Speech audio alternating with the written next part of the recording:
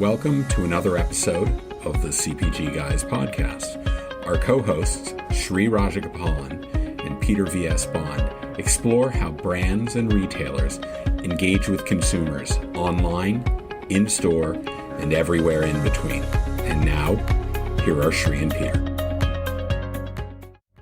Hi, everyone. Welcome to another episode of Consumer Engagement in an Omnichannel World. I'm your co-host, Peter V.S. Bond. I'm also the Vice President of Retail Strategy at Power Reviews. And as always, I'm joined by my co-host. He is an entrepreneur in his own right. He is an e-commerce luminary. He's so famous that he really only goes by his first name. Please, everybody, join me in welcoming my partner, Shri Rajagopalan. Hey, Shri, how you doing today? It's like the Yankees, just one name. Yankees, 9-2, Dodgers, 9-4, just for the record, Peter. And welcome, Gia. It's a pleasure to have you. We look forward to an amazing dialogue today. Thank you so much. Thank you, Shri. So everyone, we're committed here to featuring all aspects of omnichannel, and particularly from an entrepreneurial perspective.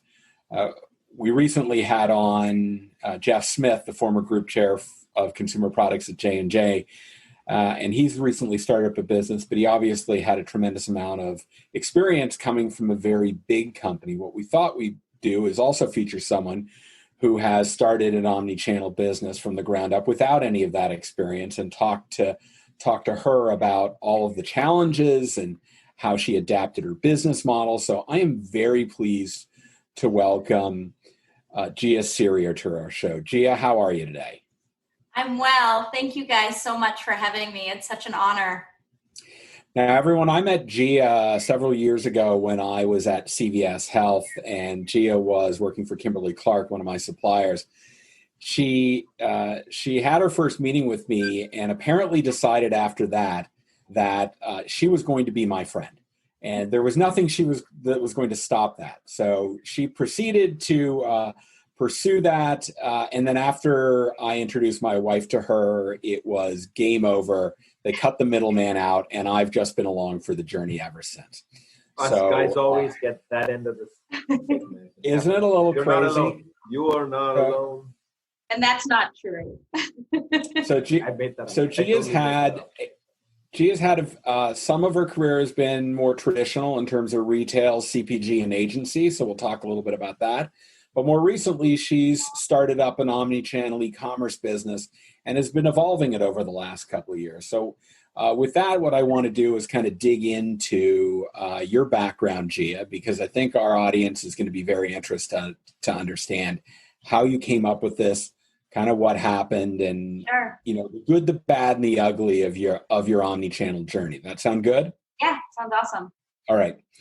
So I mentioned you spent a more traditional kind of CPG career, having worked at big companies like CVS Health and Kimberly-Clark and the Mars agency. Those are all, anyone who's in the CPG space, very familiar with that.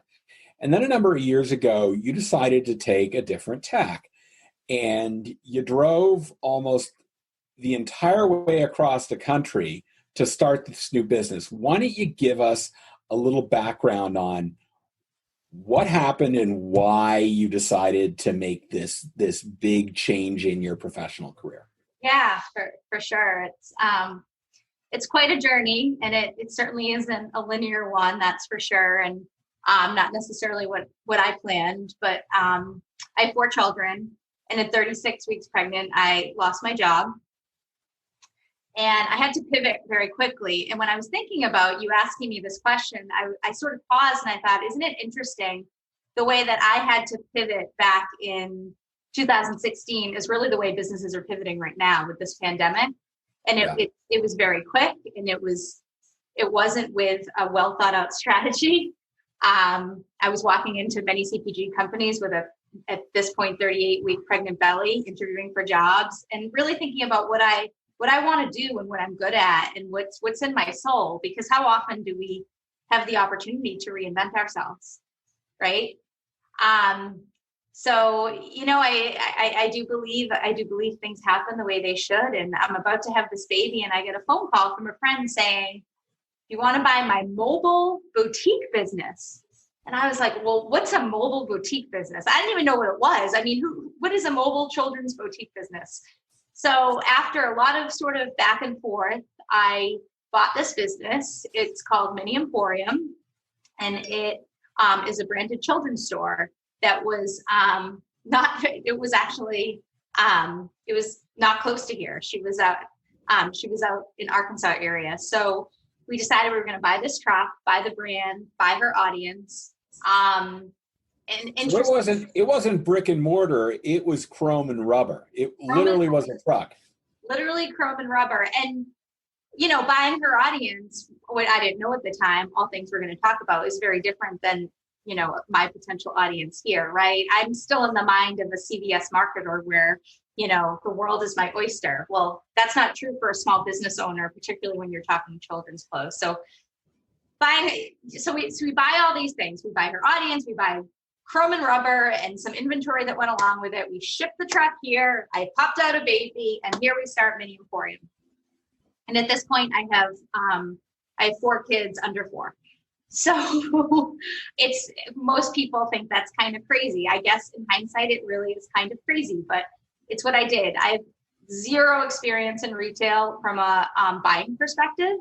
So this was all, and I think we will get to that during this conversation, but this was all just trial and error. So the model is it's a truck that is a mobile showroom that you would go to venues, and we'll let you kind of dig into that, where people could walk into your truck, see samples, and then ideally order the size relevant for their children, and then you would deliver it to them. Well, close, Peter. It actually, this was one of really the problems with it, was scalability. So the mobile showroom had all of my SKUs. So there was only so many number of SKUs that one could carry in a mobile showroom. So I got the truck. I would call markets. I reached out to our Chamber of Commerce, and I would try and park the truck wherever I could. Amazingly enough, I am not the best driver. I don't have the best driving record. I've gotten pulled over many times, including on the way to birth my second child. And you don't need a special permit to drive my truck, which is crazy because someone like me should. So I basically can park the truck anywhere and sell out of it with my business license. Which is crazy. People always ask me, well, what special permit do you need? I really don't. You can sign up for fairs, but it's this mobile showroom, but more than a showroom, mobile store but I learned very quickly. I learned 2 weeks in, this is not a sustainable business. I can't go out and sell a few $100s worth of stuff and profit much less than that and make this a business. Oh, by the way, I did start another job. So I was working a full-time job and trying to get this business off the ground. So I really had to think about, how can I make this scalable and do what seemingly is working, which is buying clothes that people like and want to have, but move a little bit away from that scarcity model. So I can just get more items, get more SKUs, get more dollars in the basket. Wow. Go ahead. Meant to be. Well, I'm on the cusp of starting another store. I'm starting a women's store that is my pivot off of Mini Emporium tree. And I learned so much. And, sometimes I'll say to my husband, I failed here, so I learned how to do it here. And none of it was a failure, like where I didn't fail anywhere. I just learned, right? Like, so when I said I had to scale, so I started calling retail shopping centers because I was seeing all these empty. My husband owns a commercial real estate business, and he'd always sort of be talking about, there's all this empty real estate around. Maybe you can do a pop-up. Maybe you can pay a percentage of sales and not pay a monthly rent. Maybe you can put your store in there, and wow, then you have the truck and the store, and we'll talk about e-commerce in a second. And that's actually a true omni-channel approach to this business, right? You're no longer just this truck with, maybe a few items online. So I spent about 1.5 years doing pop-ups, which is a really interesting model because it worked. It sort of works for everyone. By now, when you're doing these pop-ups and you're very mobile doing these pop-ups, how old are the kids? How old? It was 6 months later. I figured out very quickly that standing on the street and selling children's clothes was not going to despite that it became a side gig and not my full-time gig, it wasn't working. So here you are, you have mobile already, you're doing these pop-ups, you're thinking about commercial real estate, basically shops, getting into the store, that kind of thing. And how old are all the kids at this stage? Yeah, so they're 6 months, 6 months, almost 2, almost 4 and 5. So half a year, 2, 4, and 5. Like, I'm just listening to you speak. You said, you know, I've done a lot of trial and error. I've learned things. I've hustled. I lost my job and started interviewing when I was 36, 38 weeks pregnant. And then I decided, like, when I just put all these things in a basket, what it kind of reflects at me in the face is made to be entrepreneur. Because isn't this, like, in your opinion, isn't this like the story of an entrepreneur? Like, experiences, hustle, ready to do the next thing. Failure is just a way of life, but you learn from it.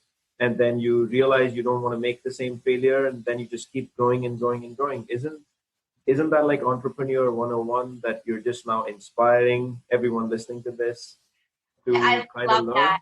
I love that perspective. I think it is. I think we can all do it if we're all willing to fail over and over and over. And all in the middle of 0.5 years old, 2 years old, 4 years old, and you said 5, right? Yeah, she turned 5 in between that. Yep. Ma'am, in episode 19, for the first time, I put a salute. Really? Uh-huh. I'm flattered here. No, you're very kind. You're very, very kind. So Gia, so you started with the mobile, then you did the pop-up, and somewhere in there you decided, well, I've also got to have a digital experience. Can you walk us through all of the components of bringing that to life, selecting platforms, copy, images, all that is like, how did you go about deciding what we're going to do? And I'm assuming you did it somewhere between when you put your children to bed and when you woke up in the morning is when you did all of this. Yeah, I mean, you know, it's so funny because, like, it's a few hours when the sun sets every day. Just selecting an image, like your front page image for your web. I mean, that's like a 6-hour activity, right? It's like the biggest thing you'll ever do for your website. But I think hold right there, Gia, because that word is something I would love for large brands to embody, right? You obsess 6 hours over one image, which is like your front page image. Guys, what's the industry doing? Are people obsessing over the first image on their Amazon ASIN or the Walmart ASIN? Like, spend the time to do it, right? Thank you for saying that. Oh, you're welcome. You're welcome. I think one of the hardest things for me, Sri and Peter, is that I had worked for big brands my whole career. I started with Tracy Locke working on the Pepsi account. I mean, we share that. When that was like early 2000s? Yeah, that's how I know you. This is so funny. I'm like, I know this guy. Okay. And I mean, my first experience as a professional coming out of college was, I'll never forget this. I went to Vegas for this big meeting that we had every year. And I walked into this hotel room. I'd never seen anything like it before. And I worked on this account that you know, we had gigantic budgets, but I didn't know any different. I was 23 years old. I did just do a year of volunteer work. So I had somewhat of a little bit of a perspective. But I worked on this brand where I could spend whatever I wanted to on media. And at the time, ironically enough, it was radio and TV, right? That's what we spent a ton of money on.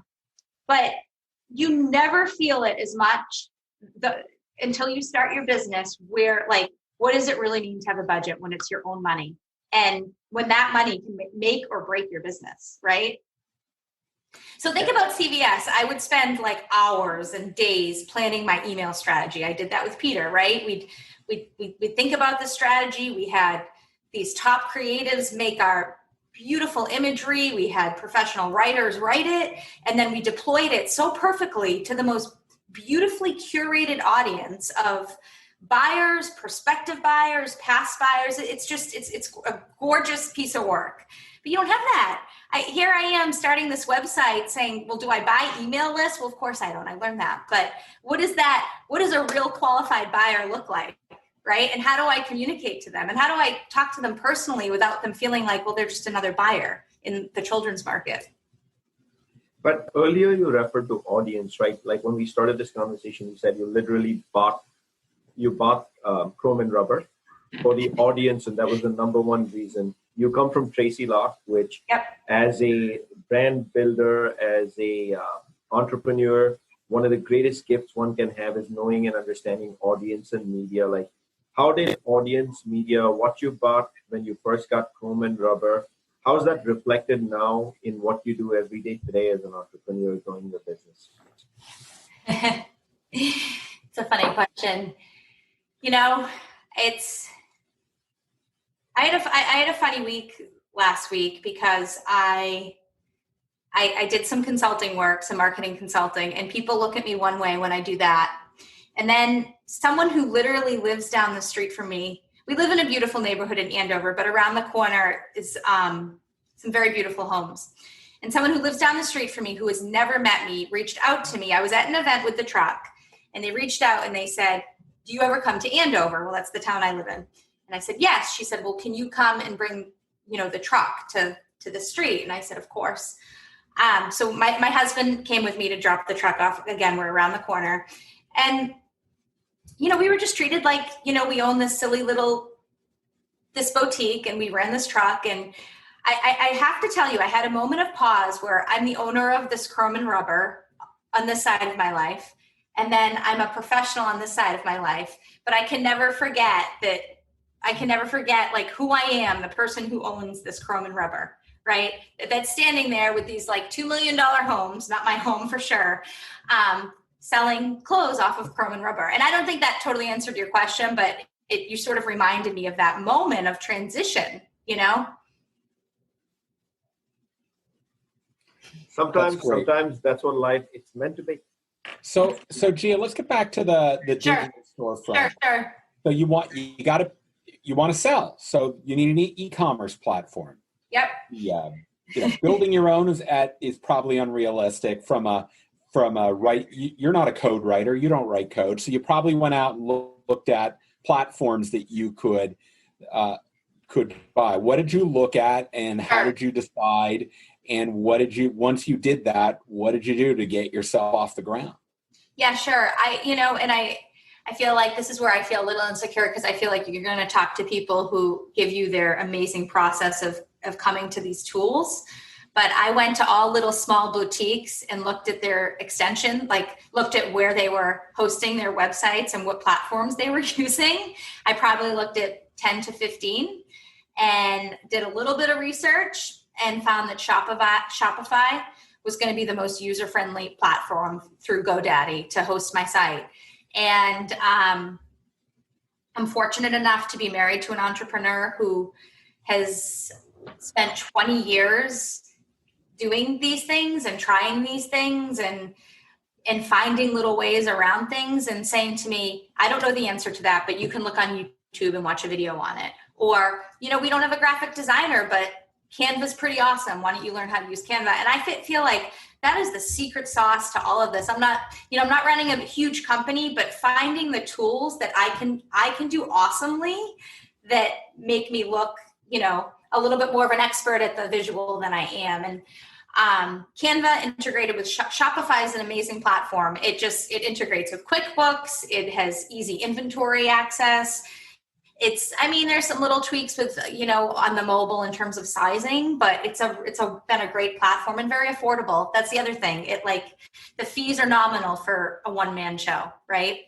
We talk a lot about Amazon and Vendor Central versus Seller Central, and all the solutions that come along with FBA versus FBM. And what I hear is, here's another platform. The reason it probably succeeds is because it has these integrations and it comes with these capabilities that don't force you to sit there and have to operate in two different siloed or three different siloed environments. Everything can be integrated, and that makes it easier for someone who's starting an e-commerce business to get it off the ground and make it. Peter, to me, it sounds like you just birthed the next omnichannel hotman. It's Shopify. 3 reasons why, 3 opportunities. and the verdict. Mr. Peter will deliver the verdict. But listening to your talk, Gia, I'm going back to March 13th. That was the day I decided to move on and get into the entrepreneurial world. Wait, I was used March to, 13th? Yes, March. The day, basically the day our world closed, right? Yes, believe it or not, yes. Okay. Within 4 days after that, New York went from we don't know anything about COVID to, oh my gosh, we need to shut everything down. That's literally what happened. Of course, back then in March, no one could have forecast COVID, and I can't really go back and tell you if that would have played into my decision. But I just heard you talk, and how you your process for down selecting tools was, let's get on the internet, let's research a bunch, and let's make a selection in 48, 72 hours. Now, from the world I come from, which is like Johnson & Johnson and Revlon and Pepsi, we would go to procurement, who would make us write a month-long RFP. Absolutely. We would vet the RFP, and it would take 3 months, and then we'd work. SAP Hybris is the best thing to do because it's the ERP that works the best. Like, why do I even care? Yeah. And now on March 21st, I was given the task of what is your email program and what is your loyalty marketing program. So Hootsuite, Canva, Klaviyo, Shopify. This is my life now. And if I circle back, I nowadays ask myself a question, which I want to make sure we can even inspire those at big brands. These processes don't have to be 3 months. They don't have to be 6 months. And those who own these tools, get involved, have an opinion. Don't just make it a long procurement process for risk avoidance. Do what's right for the consumer. But the question, I wanted to make sure we get that message out as you communicated it so articulately. But a question I wanted to ask you is, if we look through your career profile, you come from CVS Health and Pepsi and Tracy Locke as an account. You're not exactly an apparel person.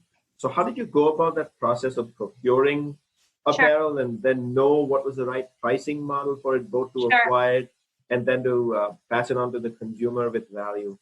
Yeah, it's such a great question, because this is where if I had a more traditional background in apparel and inventory particularly, I think that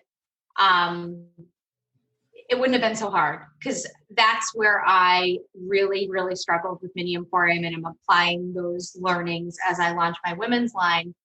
But I like fashion, and I like to curate clothes, and I do that in a unique way. I find a piece here, I find a piece there. Sometimes I pay TJ Maxx pricing, sometimes I pay Nordstrom pricing. So as I started the process of procuring clothes and going to shows and buying, I applied a little bit of that like retail methodology, which isn't a methodology. It's a consumer. It's not a buyer, right? So I would go, it's embarrassing to say this, but I would go and find what I liked and get it from my store. And everyone loved it. Of course they did. It was beautiful stuff. But I cringe when I think of, I wasn't buying things in the model of what I learned working at CVS and what I know well, and thinking like, okay, I have to get 2.73 on this shirt or I can't buy it. Or this is just not, like, understanding my market better. Like, Andover is somewhat of an affluent community, but what are the communities around me that are going to help make this a business, and how far can I stretch them? Again, things I knew with my job at Kimberly-Clark and had such a hard time applying as a small business owner. And it wasn't until the pandemic, until I figured this out, which is crazy to say, but I'll share with you that, so the pandemic hit, mid-March, and a big part of my life is I have this wonderful running buddy, and it's free therapy every morning. She's a nurse at MGH, and we run every morning at 4:30. And I couldn't run with her anymore. So now I was getting up, and I was inspired by myself to run during the pandemic. And I will share, if I ever start a blog, which I won't, it's going to be called 143 Seconds, because in September 8th of 19, I missed qualifying for the Boston Marathon by 143 seconds. Oh. But that 143 seconds got me up every day. During the pandemic, when I didn't have to be up. I was, what did I have to be up for? So I got up every day, I did my runs, and I thought, and that's something I'm an extreme extrovert, just sitting with my thoughts is not something I do very well. And I had all this inventory. I had paused on Mini Emporium because life had gotten very busy. I was coaching my kids' teams, and which is very important to me to be able to do that. I was, helping with so some. Not only are you running multiple businesses, you're sourcing, you're also coaching kids' teams. Yeah, I am. I'm not great at playing on the rug with my kids, but I love coaching their teams. I love the aspect of that. Double salute. Well, but I'm not sitting on the rug playing with them. So, I'm going through this process during the pandemic of running alone. And I feel like almost everything I ever learned, came to the forefront. Understanding, I can't buy these, even though they're beautiful clothes, I can't price them. People are not going to spend the top of the market, particularly for children's clothes. And that was a big lesson for me. And how I present things in a way that people buy. And so I started doing these bundles, and it seems, I think one of the things I thought about as I talked to Peter and had these pre-conversations was so much of what I did and do that I feel like are making me successful, are so simple. So I stopped giving people choices, and I started doing these bundles, and I would do one price point. Here's a bundle for $82. It includes 6 items. You can't change that item. And in 1 week, I sold through every piece of inventory I ever had. 1 week. And that would be relative to 8 months of sales during a pandemic. I don't know who's buying children's clothes during a pandemic, but somehow this group of people is. But it took 5 years, almost 5 years of learning truly every part of omnichannel to be able to present that to my consumer and have it work. And that was a huge takeaway for me. And as you're doing this before the pandemic, but even during the pandemic, how are you getting the word out? What are the channels that you're using to maximize consumer engagement? Sure. So I took an Instagram class, a silly little Instagram 101 that you would think someone starting a boutique would have done at the start. But you guys would agree the way we use social media personally and professionally is very different.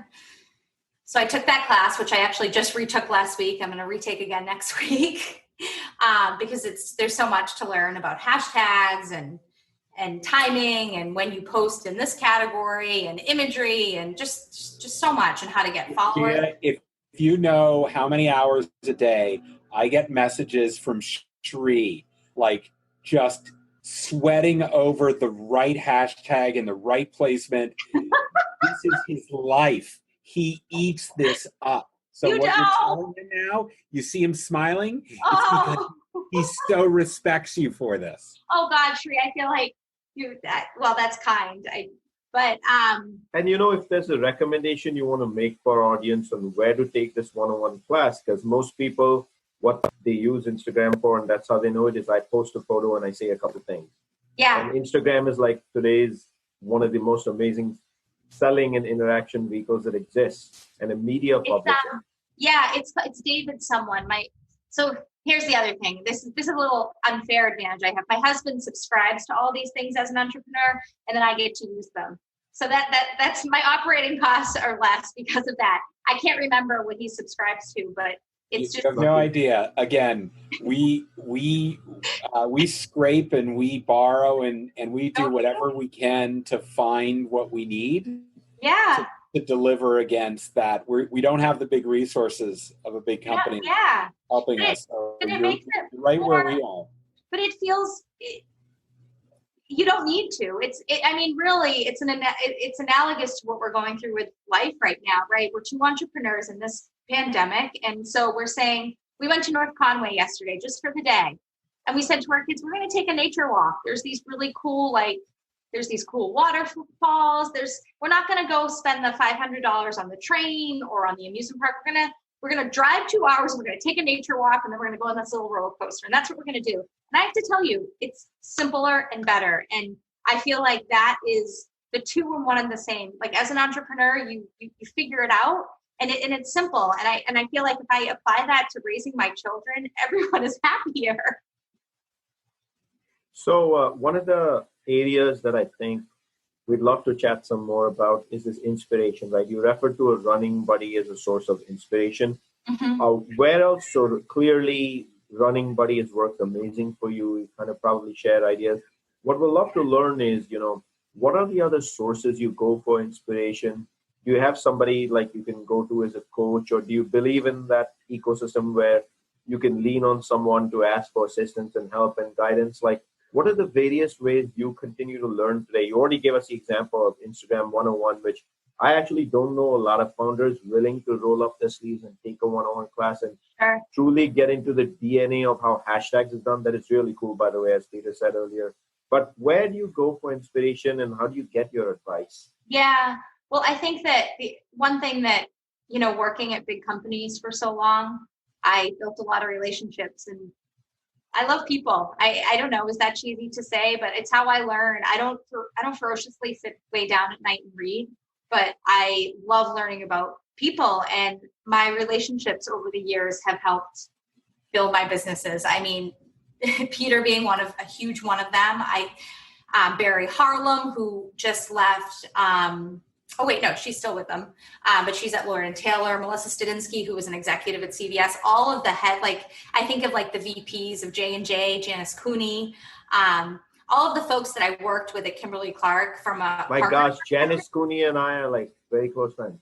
I love she's just our journeys patched each other for 5 years. It's amazing. She's Chatham, Michelle Healy. She is a beautiful, special soul. I mean, I think there's so much to be said about what I got out of sitting in the lobby of CVS for all those years. I mean, that in and of itself is millions of dollars, because it's these truly lifelong friendships for me. They're more than just a once a year Christmas card that I have no problem sending a text or a phone call saying, what do you think of this? Or what do you think of this? Or is this a dumb idea? And I mean, I just named a couple, but I feel like at least once a week I'm reaching out to someone. And maybe, there's a lot of people still even at CVS who I grew up with, who are in much different positions than when we were 22, there's so much to be learned from people. We're all so quick to go to, www. whatever. And, we're surrounded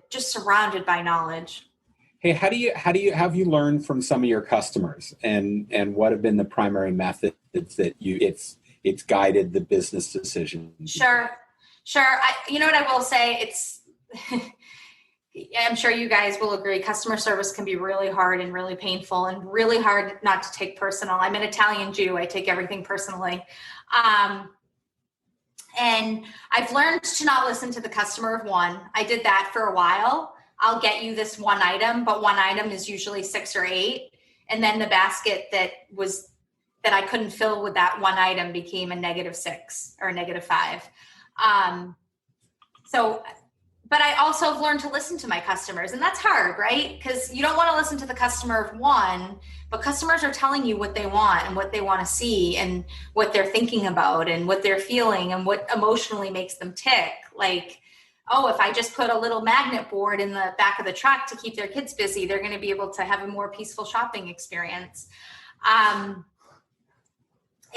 my employees, I mean, that's hard, right? It's hard to be an entrepreneur and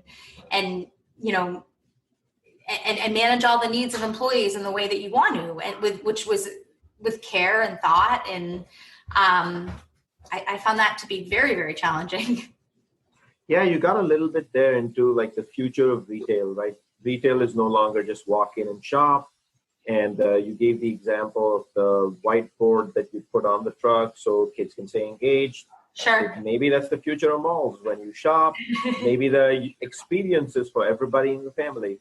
And that leads to my next question, which is I'd love to get into consumer acquisition. What vehicles are you using for consumer acquisition? Because in a startup, that's one of the largest investments you're going to make on a per consumer basis, and managing that number and optimizing it. So is it just digital media for you? Now, obviously, you've got the ability, you're somewhat brick and mortar because you're feet on the street every day with the truck. Sure.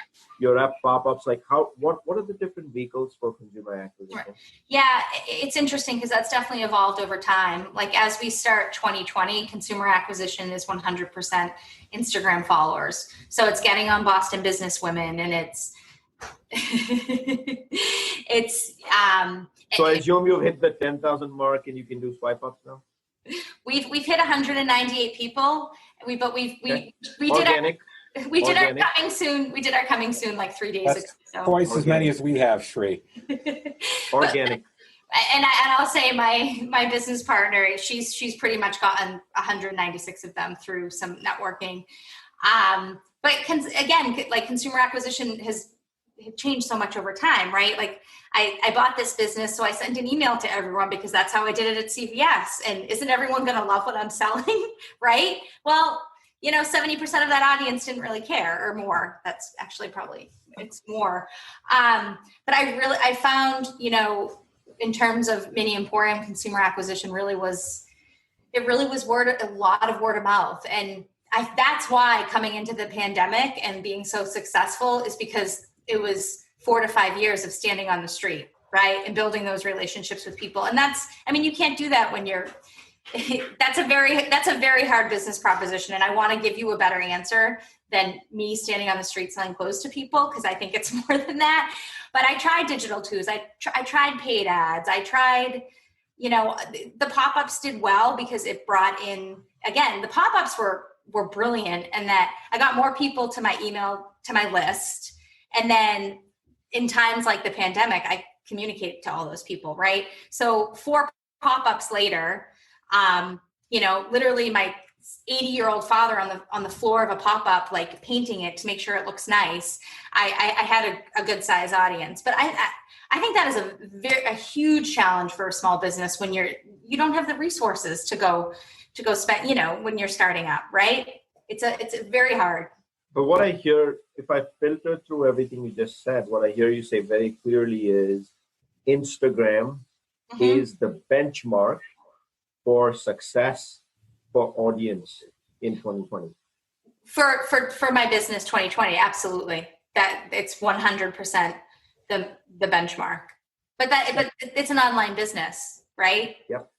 But I will say this is really interesting. I had a business owner in our town say to me, so she has a brick and mortar store too, one in our town, one in Winchester, a town not too far away.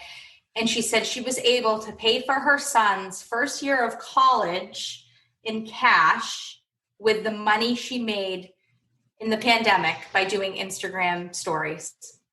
And I was like, wow, talk about someone pivoting. Meanwhile, the people next to her have shut their doors, right? Wow. Yeah. I mean, talk about a hustler. So there's someone who adapted in the pandemic. This has been really interesting. I want to ask you another kind of the final question, but Shri may have some more. I do. But I personally want to know, now you're pivoting. So now you've done this, you learned a lot. Why did you decide to pivot into adult clothing, and what are you learning? What did you learn, and how do you think you're going to be more successful at this? Yeah.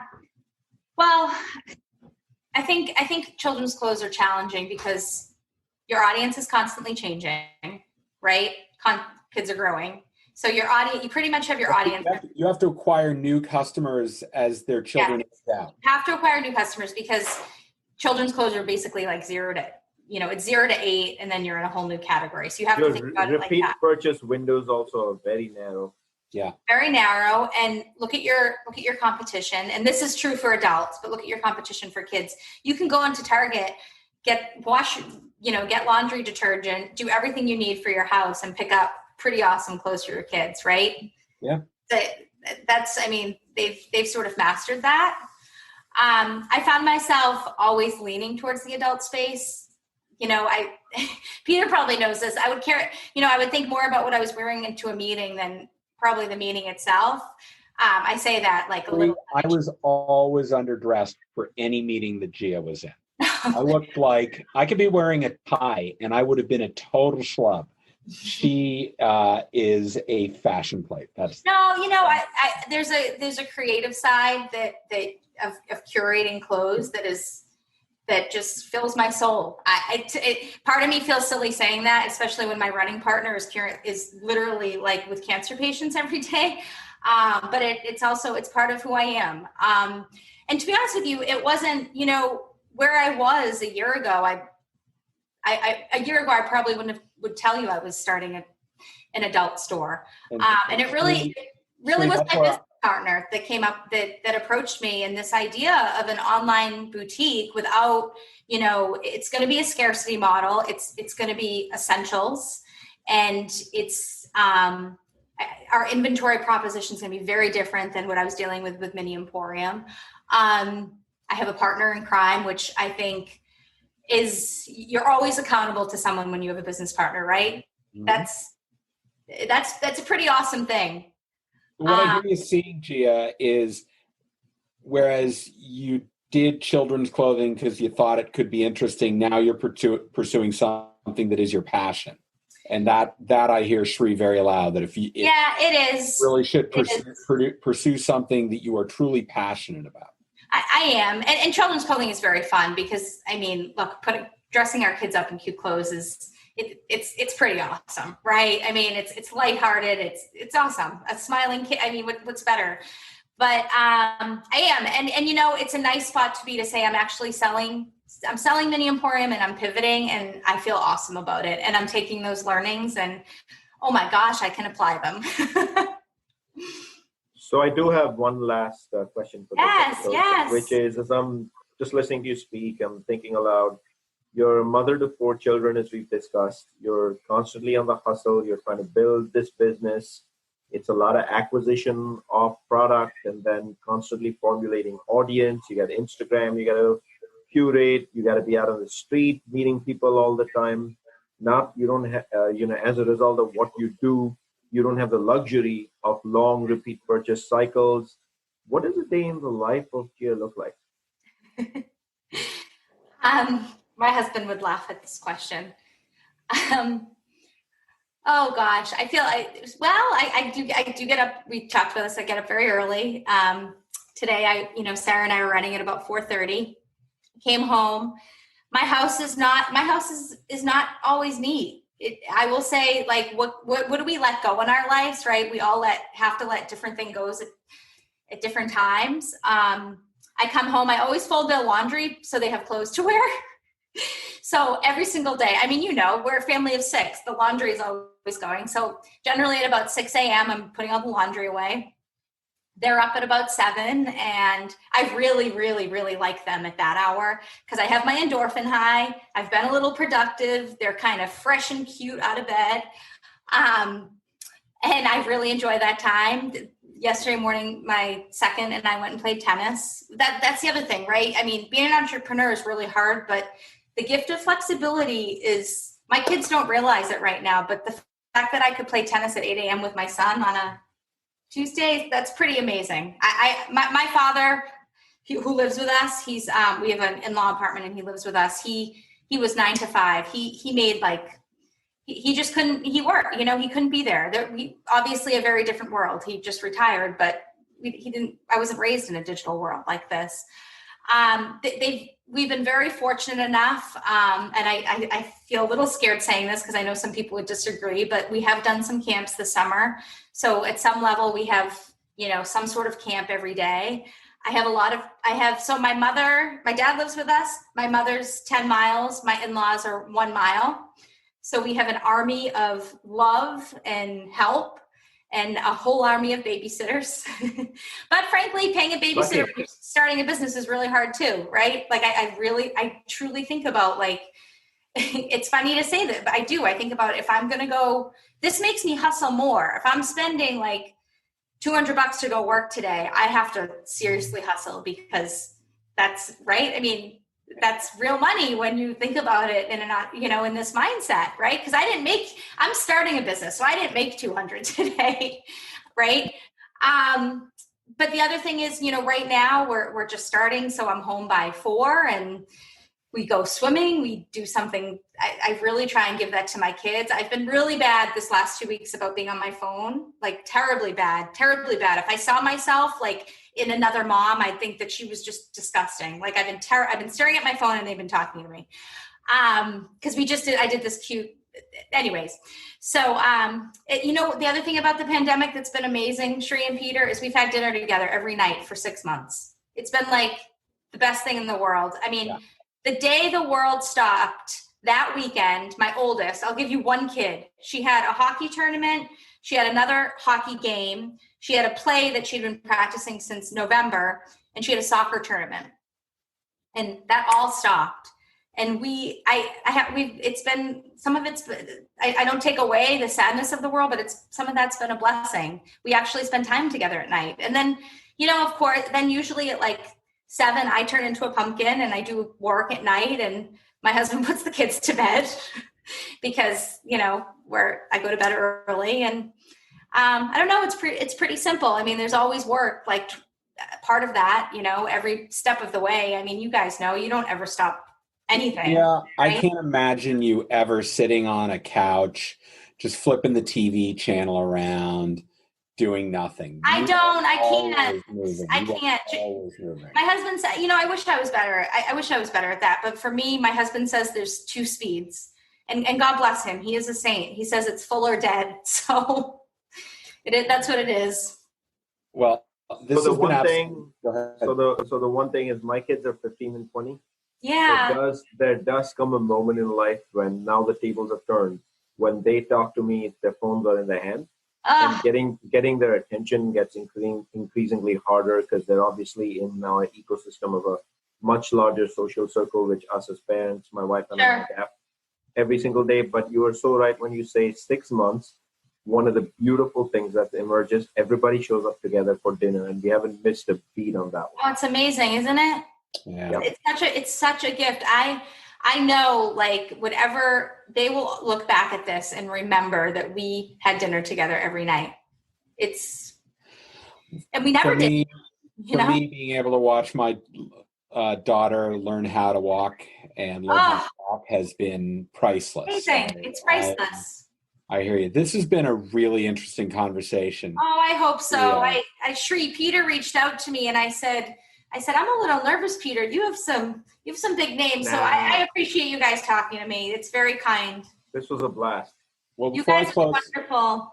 Before I close this out, I want to remind all of our viewers and listeners, if you want to find all of our content, be it our LinkedIn page, our LinkedIn profiles, our Instagram page, anything, just go to linktree/CPGGuys. That's linktr.ee/CPGGuys. And what we'd really appreciate is if you would go and rate and do our podcast on Apple Podcasts. So go to tinyurl.com/Apple CPG podcast. If you do that, we'd really appreciate it. Gia, it has been an absolute pleasure to have you join us. You're my friend. You're the mother to my godson, Giancarlo. And I'm so glad that we were able to have you here. Thank you so much for joining us. Thank you. Thank you. Sri, as always, I appreciate you being my co-host on this journey. And to everyone in the audience, thank you for listening to us, viewing us on YouTube, whatever it is. We really appreciate it, and we look forward to talking to you on the next episode of Consumer Engagement in an Omnichannel World. Thank you. Thank you. Bye.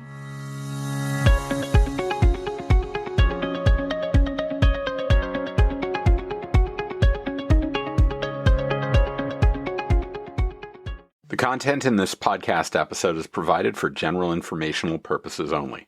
By listening to our episode, you understand that no information contained in this episode should be construed as advice from CPGGUYS LLC or the individual author, hosts, or guests, nor is it intended to be a substitute for research on any subject matter.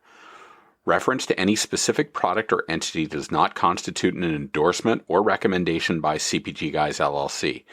The views expressed by guests are their own, and their appearance on the program does not imply an endorsement of them or any entity they represent. The views expressed by CPGGUYS LLC do not represent the views of their employers or the entity they represent. CPGGUYS LLC expressly disclaims any and all liability or responsibility for any direct, indirect, incidental, special, consequential, or other damages arising out of any individual's use of, reference to, or inability to use this podcast or the information we present in this podcast.